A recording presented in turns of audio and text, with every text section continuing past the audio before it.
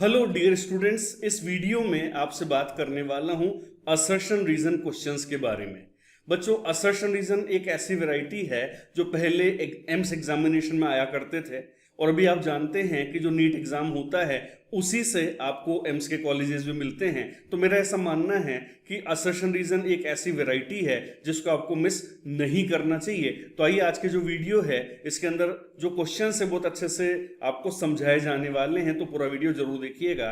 इस वीडियो में, इस पार्ट 1 के अंदर मैंने एग्जाम्पलर के कुछ क्वेश्चन लिए हैं और उनको पूरी सिस्टमेटिक तरीके से आपको समझाया है। तो आइए डिस्कशन स्टार्ट करते हैं। पहली बार बच्चों, ऑथेंटिसिटी के हिसाब से जो क्वेश्चन नंबर है ये एनसीईआरटी का ही क्वेश्चन नंबर है, इससे कंफ्यूज मत होइएगा। ये क्लास 12th वाली जो एनसीईआरटी है जिसके अंदर फर्स्ट चैप्टर होता है ऑर्गेनिक का हेलो एल्केन, उसी से क्वेश्चन मैंने लिए हुए हैं। ठीक है, और इन क्वेश्चंस के अंदर बच्चों टोटल 5 प्रकार के ऑप्शंस हैं। उन ऑप्शंस के हिसाब से आपको आंसर टिक करना होता है। ऑप्शंस क्या हैं आराम से आप पढ़ सकते हैं, अभी डिस्कशन करते हुए हम आंसर बनाएंगे। लेकिन बच्चों देखिए, यहां पर क्वेश्चन सॉल्व करते समय आपकी जो रणनीति है वो क्या होनी चाहिए?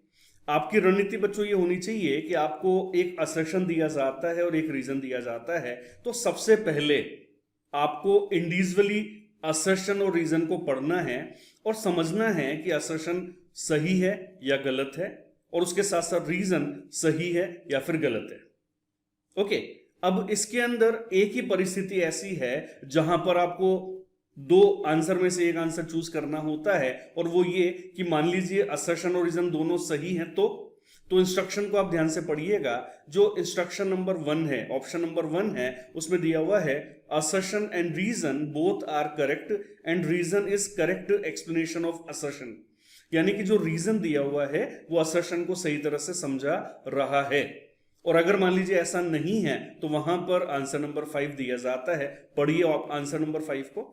assertion and reason both are correct statement but reason is not correct explanation of assertion। Okay, तो अगर दोनों ही सही हैं तो आपको 1 और 5 में से बड़े ध्यान से आंसर टिक करना होता है। तो आइए जो क्वेश्चन नंबर 85 है इसको ध्यान से पढ़ते हैं और डिसाइड करते हैं कि इसमें आंसर आखिर क्या होना चाहिए। रिएक्शन एक आपको दे रखी है जिसमें आपको बोला हुआ है फास्फोरस क्लोराइड, ट्राई और penta are preferred over thionyl chloride for the preparation of alkyl chloride from alcohol. Reaction लिख के बता देते हैं एक बार आपको। अगर आप लेते हैं एल्कोहल और इस एल्कोहल के अंदर 3 फेमस रिएजेंट हैं, तीनों की बात कर रहा हूं आपसे। एक होता है PCl3, एक होता है PCl5 जैसा यहां पे बोला हुआ है, और एक होता है थायोनिल क्लोराइड यानी कि SOCl2। ये तीनों रिएजेंट ऐसे हैं जो OH को रिप्लेस करके Cl ला देते हैं, यानी कि एल्कोहल को एल्किल क्लोराइड में कन्वर्ट कर देते हैं। अब यहां पर जो असर्शन बोला हुआ है उसमें बोला हुआ है कि जो फास्फोरस क्लोराइड होते हैं ये प्रेफर्ड हैं ओवर थायोनिल क्लोराइड। तो बच्चों ऐसा नहीं है।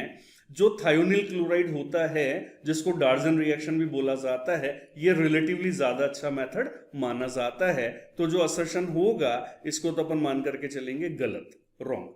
अब रीजन की बात कर लेते हैं। रीजन में आपको बोला हुआ है phosphorus chloride gives pure alkyl halide, यानी कि फास्फोरस क्लोराइड अगर आप मिलाते हैं तो एल्किल हैलाइड प्योर बनेगा। तो अगेन बच्चों, जब ये अच्छा मेथड नहीं है तो प्योर कैसे बनाएगा? तो इसलिए ये वाला जो स्टेटमेंट है, ये वाला जो रीजन है, ये भी हो गया गलत। यानी दोनों स्टेटमेंट आपके सामने गलत हैं। और बच्चों दोनों ही अगर गलत हैं तो जो ऑप्शंस हैं उनके हिसाब से ऑप्शन नंबर 2 यहां पर सूट करता है। आइए अगले क्वेश्चन की तरफ चलते हैं। क्वेश्चन नंबर 86 ध्यान से पढ़िए। The boiling point of alkyl halide decreases in the order. Boiling point का ऑर्डर आपको दे रखा है जिसमें आपको बता रखा है कि एल्किल आयोडाइड का बॉइलिंग पॉइंट सबसे ज्यादा और रेस्पेक्टिवली फ्लोराइड का सबसे कम। तो बच्चों ये स्टेटमेंट तो सही दिया हुआ है, क्योंकि आप जानते हैं कि जो बॉइलिंग पॉइंट होता है ये मॉलिक्यूलर मास पर डिपेंड करता है, और आप आयोडीन से फ्लोरीन की तरफ जाओगे तो मॉलिक्यूलर मास डिक्रीज होता जाएगा, यानी बॉइलिंग पॉइंट डिक्रीज होता जाएगा। रीजन की अगर बात करें तो इसने बोला हुआ है the boiling point of alkyl chloride, bromide and iodide are considerably higher than that of hydrocarbon of comparable molecular mass. तो देखिए बच्चों, ये एज ए स्टेटमेंट तो सही है, लेकिन इस चीज को कहां एक्सप्लेन कर रहा है, समझिए ध्यान से, ये इस चीज को कहां एक्सप्लेन कर रहा है। और अगर ये इस चीज को एक्सप्लेन नहीं कर रहा है तो अपन इसको बोलेंगे नॉट करेक्ट एक्सप्लेनेशन, और इसीलिए इस क्वेश्चन का जो आंसर जाना चाहिए वो ऑप्शन नंबर 5 जाना चाहिए। क्वेश्चन नंबर 87 आपके सामने है, ध्यान से पढ़िए बच्चों। KCN यानी कि potassium cyanide react with methyl chloride two gives methyl isocyanide. आइए एक बार लिख करके देखते हैं।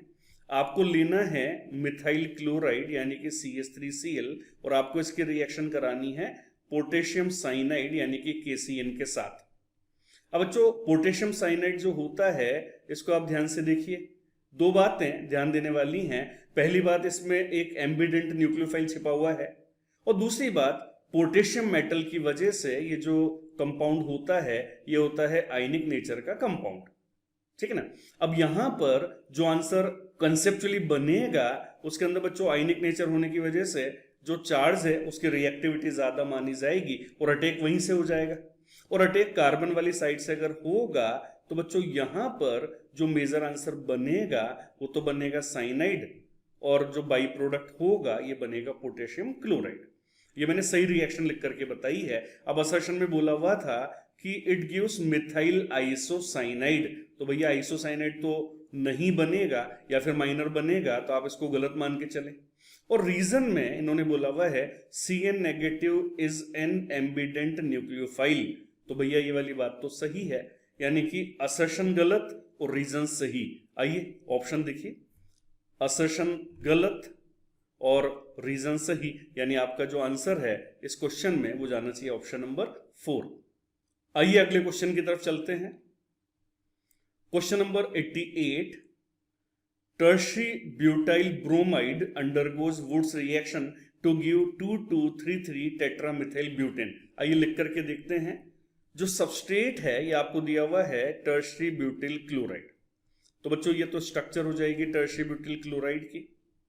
अब ये जो टर्शरी ब्यूटिल क्लोराइड है इसकी रिएक्शन आपको करनी है वुड्स रिएक्शन, और वुड्स रिएक्शन के अंदर आप जानते हैं कि सोडियम लिया जाता है ईथर की प्रेजेंस में। किस तरह से आंसर बनाया जाता है, तो बच्चों इसमें CCl बॉन्ड मेटल की सहायता से तोड़ा जाता है और R फ्री रेडिकल बन जाता है, और वो जो R फ्री रेडिकल बनेगा उसके दो मॉलिक्यूल आपस में जुड़ करके आपस में एसोसिएट करते हुए RR टाइप का आंसर बना लेंगे। तो यहां पर जो RR टाइप का आंसर है वो बनेगा बच्चों कुछ ऐसे वाला। अब आइए इन्होंने एक जो नाम दिखा रखा है उसके हिसाब से पढ़ें, 2,2,3,3 टेट्रा मिथाइल ब्यूटेन। चेक करो इसको, ये हो जाएगा ब्यूटेन और ये हो जाएगा 2,2,3,3, यानी कि जो प्रोडक्ट दिया हुआ है वो तो सही है, तो असर्शन को ट्रू मान के चलें। रीजन पढ़ते हैं, इन्होंने बोला हुआ है in Wurtz reaction alkyl halide react with sodium in dry ether to give hydrocarbon containing double the number of carbon atom present in the halide। यानी कि अगर हैलाइड के अंदर R कार्बन है तो आपने क्या बनाया RR, और RR का मतलब डबल कार्बन हो गए। तो ये एक रिलेवेंट रीजन यहां पर दे रखा है, करेक्ट एक्सप्लेनेशन देने वाला रीजन यहां पर दिया हुआ है, और इसीलिए बच्चों इसका जो आंसर जाना चाहिए वो ऑप्शन नंबर 1 डेफिनेटली जाना चाहिए। क्वेश्चन नंबर 89 आपके सामने है, ध्यान से देखिए, बहुत ही इंटरेस्टिंग सा सवाल है। Presence of a nitro group at ortho और para position increases the reactivity of haloarenes towards nucleophilic substitution reactions. तो आइए लिख करके देखें क्या बात की जा रही है। आपको लेना है हेलोएरिन, तो मैंने बेंजीन पर एक हेलोजन जोड़ दिया, ठीक है ना। जो रिएक्शन है ये क्या है बच्चों, न्यूक्लियोफिलिक सब्स्टिट्यूशन रिएक्शन, तो मैं आपको लिख देता हूं यहां पर ARSN, ठीक है ना। अब आपको बोला हुआ है कि अगर इसमें आप नाइट्रो ग्रुप जोड़ देते हैं ऑर्थो या फिर पैरा पर जोड़ देते हैं, सपोज मैंने यहां पर पैरा पर जोड़ा। अब आप आराम से समझिएगा कि बच्चों अटैक करने वाला कौन है, न्यूक्लियोफाइल। न्यूक्लियोफाइल के लिए यहां पर इलेक्ट्रॉन डेंसिटी ज्यादा होना चाहिए या कम, ज्यादा। अरे नहीं बाबा, ज्यादा तो ESR में होती है, क्योंकि इलेक्ट्रोफाइल को इलेक्ट्रॉन डेंसिटी चाहिए। यहां पर हम बोलेंगे कि इलेक्ट्रॉन डेंसिटी जितनी कम होगी उतना न्यूक्लियोफाइल का आना फेवरेबल रहेगा, और नाइट्रो ग्रुप का -m लगेगा। और माइनस एम लगेगा तो ऑब्वियस सी बात है बच्चों इलेक्ट्रॉन डेंसिटी डिक्रीज हो जाएगी, और इलेक्ट्रॉन डेंसिटी डिक्रीज होने का मतलब जो रिएक्शन है वो स्मूथली या फेवरेबल होना चालू हो जाएगी। यानी कि जो असर्शन है जिसमें बोला हुआ है इंक्रीजेस द रिएक्टिविटी, तो ये बात सही है, ट्रू मान के चलें। रीजन पढ़िए, nitro group being an electron withdrawing group decreases the electron density over the benzene ring. तो बच्चों ये तो एज ए स्टेटमेंट सही भी है और रिलेवेंट भी है, और इसीलिए बच्चों इस क्वेश्चन का answer option number first tick करिएगा। आइए अगले क्वेश्चन की तरफ चलते हैं। Question number 90, in monohaloarene further electrophilic substitution occurs at ortho and para positions. समझिए रिएक्शन क्या है बच्चों। आपको लेना है मोनोहेलोएरीन, कोई सा भी हेलोजन ले लेता हूं, और आपसे बोला जा रहा है कि अगर आप इसमें फर्दर इलेक्ट्रोफिलिक सब्स्टिट्यूशन करवाएं, कोई सा भी इलेक्ट्रोफाइल ले लेते हैं, जैसे मैंने नाइट्रेशन के हिसाब से NO2+ ले लिया, तो ये बोलना चाह रहे हैं कि इसके अंदर जब आप ESR करोगे ना तो जो प्रोडक्ट बनेगा वो ऑर्थो प्लस पैरा वाला बनेगा। तो मैं एक बार लिख देता हूं आंसर आपके लिए बच्चों। ऑर्थो प्रोडक्ट का मतलब होता है कि इलेक्ट्रोफाइल ऑर्थो पे आ जाएगा, और जो पैरा प्रोडक्ट होता है इसका मतलब होता है कि जो इलेक्ट्रोफाइल होता है वो पैरा पोजीशन पे आ जाएगा। तो बच्चों अब कंसेप्ट की अगर बात कर लें तो देखिए जितने भी हेलोजेंस होते हैं बच्चों, इन हेलोजेंस के अंदर प्लस एम काम करता है, और वही प्लस एम रेस्पॉन्सिबल होता है हेलोजेंस की ऑर्थो पैरा डायरेक्टिंग नेचर के लिए।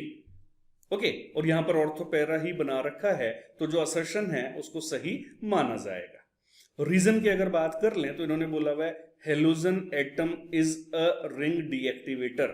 तो देखिए बच्चों ये स्टेटमेंट तो गलत नहीं है, क्योंकि अगर अपन रिएक्टिविटी निकालते हैं तो हम बोलते हैं कि हेलोजेंस के केस में माइनस आई इसके प्लस एम से डोमिनेटिंग होता है। लेकिन बच्चों ये चीज काम कब आती है, जब आप रिएक्टिविटी निकालें, हेलोबेंजीन की तुलना किसी दूसरे कंपाउंड से करें। अगर आप प्रोडक्ट बना रहे हैं तो बच्चों माइनस आई का या डीएक्टिवेटिंग ग्रुप बोलने का कोई मतलब नहीं है। कहने का मतलब रीजन भी यहां पर सही है लेकिन वो रिलेवेंट नहीं है, वो करेक्ट एक्सप्लेनेशन नहीं है, और इसलिए बच्चों मेरे हिसाब से इसका जो आंसर जाना चाहिए वो ऑप्शन नंबर 5 जाना चाहिए। लीजिए अगला क्वेश्चन आपके सामने है। Question number 91, aryl iodide can be prepared by reaction of arenes with iodine in the presence of an oxidising agent. आइए बच्चों मैं रिएक्शन लिख करके बताता हूं आपको। आपको लेना है एरिन। ओके, तो एरिन का मतलब हो गया एरोमेटिक हाइड्रोकार्बन, तो जैसे मैंने आपके लिए बेंजीन ले लिया। अब इसकी जो रिएक्शन है ये करना चाह रहे हैं I2 के साथ, है ना। आप लेविस एसिड लोगे यहाँ पे, ऑब्वियस सी बात है, जैसा कि हेलोजिनेशन में लिया जाता है। तो जो आंसर बनेगा वो क्या बनेगा, तो यहां से बनेगा बच्चों आयोडोबेंजीन और उसके साथ साथ HI। अब मैं असर्शन रीजन बाद में पढ़ूंगा, एक बार अपन कंसेप्ट की बात कर लेते हैं। सोचिए क्या ये रिएक्शन फेवरेबल लग रही है? नहीं लग रही है, क्योंकि जो HI होता है बच्चों ये होता है स्ट्रॉन्गर रिड्यूसिंग एजेंट, और अगर ये स्ट्रॉन्गर रिड्यूसिंग एजेंट है और आपने एवरी रिएक्शन करा ली ना तो रिएक्शन बैकवर्ड हो जाएगी, यानी कि आप इसको नहीं बना पाओगे। अब अगर आपको इस रिएक्शन से एराइल आयोडाइड बनाना होता है तो आपको HI को उठवाना पड़ेगा, हटाना पड़ेगा, और HI को हटाने के लिए, रिड्यूसिंग एजेंट को हटाने के लिए ऑक्सीडाइजिंग एजेंट मिलाया जाता है सुटेबल वाला। आइए अब स्टेटमेंट पढ़ते हैं। Aryl iodide can be prepared by reaction of arene with iodine in the presence of oxidising agent. सही है। रीजन में इन्होंने बोला हुआ है oxidising agent oxidise I2 into HI। अरे अरे अरे अरे, ये तो स्टेटमेंट ही गलत हो गया, है ना। और ये स्टेटमेंट ही गलत हो गया तो अपना जो आंसर आना चाहिए ये हो जाएगा बच्चों असर्शन करेक्ट और रीजन इज इनकरेक्ट, यानी कि ऑप्शन नंबर 3। तो आंसर 3 यहां पर सही मान के चलिए। आइए देखते हैं अगले क्वेश्चन में क्या आने वाला है। Question number 92, it is difficult to replace chlorine by OH in chlorobenzene in comparison to that in chloroethane. बच्चों दो कंपाउंड आपको लेने हैं एट ए टाइम, आपको लेना है क्लोरोइथेन। ओके, इस क्लोरोइथेन को आपको कन्वर्ट करना है एल्कोहल में, है ना। क्लोरीन के रिप्लेसमेंट की बात कर रहे हैं। और दूसरी वाली जो सिचुएशन है इसमें आपको लेना है क्लोरोबेंजीन। तो ये क्लोरोबेंजीन हो गया, और हम इसको अगर कन्वर्ट करेंगे तो रेस्पेक्टिवली जो आंसर बनेगा वो क्या बनेगा, फिनोल। आइए एक बार कंसेप्ट की बात कर लेते हैं। यहां पर डिफरेंस की अगर बात करोगे तो भैया रेजोनेंस इसमें है, ठीक है ना। जो क्लोरोबेंजीन है उसमें रेजोनेंस है, तो रेजोनेंस की वजह से क्या हो जाएगा, पार्शियल डबल बॉन्ड, और पार्शियल डबल बॉन्ड है तो टूटेगा नहीं, है ना। अनरिएक्टिव हेलोजन या नॉट रिप्लेसेबल हेलोजन इसको माना जाता है, जबकि यहां पर कोई प्रॉब्लम नहीं है, बड़े आराम से आप इसको न्यूक्लियोफाइल लेकर के रिप्लेस कर सकते हैं। तो असर्शन में बोला हुआ है it is difficult to replace chlorine by OH in chlorobenzene in comparison to that of chloroethane. तो डिफिकल्ट किस में है, क्लोरोबेंजीन में, तो एज ए स्टेटमेंट सही है।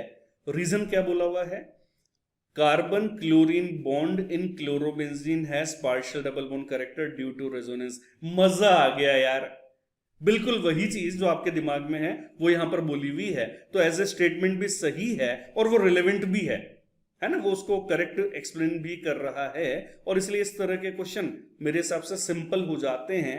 बस कॉन्फिडेंस होना चाहिए, नॉलेज होना चाहिए, तो आप इसका आंसर फर्स्ट मान के चलिए। हाँ जी डियर स्टूडेंट्स, आज के वीडियो का लास्ट क्वेश्चन आपके सामने है। बेहतरीन सवाल है, ध्यान से समझिएगा। Nitration of chlorobenzene leads to the formation of meta nitrochlorobenzene. लिख के बताता हूं आपको, क्लोरोबेंजीन का नाइट्रेशन आपको करना है, समझिएगा ध्यान से। आपके सामने है क्लोरोबेंजीन,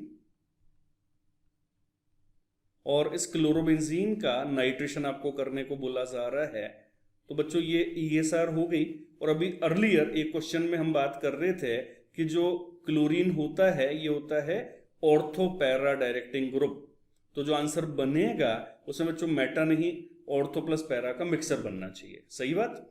अब इन्होंने बोला हुआ है फॉर्मेशन ऑफ मेटा नाइट्रोक्लोरोबेंजीन, तो भैया ये तो असर्शन तो गलत हो गया। रीजन पढ़िएगा ध्यान से, इन्होंने बोला हुआ है nitro group is a Meta directing group, तो भैया nitro group Meta directing group है। एज ए स्टेटमेंट तो बच्चों ये सही है, लेकिन भैया जो आंसर बनता है वो रिएजेंट पर नहीं, सबस्ट्रेट पर डिपेंड करता है ना। जो पहले से जुड़ा हुआ ग्रुप है बेंजीन पर, उस पर डिपेंड करता है, और इसीलिए अपन इसको रिलेवेंट किसी भी हाल में नहीं कर सकते, ठीक है ना। तो कुल मिलाकर के असर्शन गलत और रीजन सही, और असर्शन गलत और रीजन सही, ये नजर आ रहा है हमें ऑप्शन नंबर 4 में। तो दैट्स व्हाई बच्चों इस क्वेश्चन का जो आंसर है वो 4th मान के चलिए। हाँ जी डियर स्टूडेंट्स, तो कैसा लगा आपको आज का वीडियो। मुझे पूरा विश्वास है कि आपने काफी अच्छी तरह से ये समझा होगा कि इस प्रकार के क्वेश्चंस को आखिर अप्रोच कैसे किया जाए। तो बच्चों आपको वीडियो अगर पसंद आया है, क्वेश्चन का डिस्कशन अगर पसंद आया है, तो वीडियो को लाइक जरूर करें। अगर आप चाहते हैं कि बाकी स्टूडेंट्स को भी इस प्रकार के वीडियो से फायदा मिले, तो वीडियो को शेयर जरूर करें, और अगर अभी तक चैनल को सब्सक्राइब नहीं किया है, चैनल पर नए हैं, तो बेल आइकन दबा करके चैनल को सब्सक्राइब जरूर करें, और ऑर्गेनिक केमिस्ट्री को इसी प्रकार से सिंपल, आसान और आपके लिए रैंक बूस्टर बनाते चलेंगे।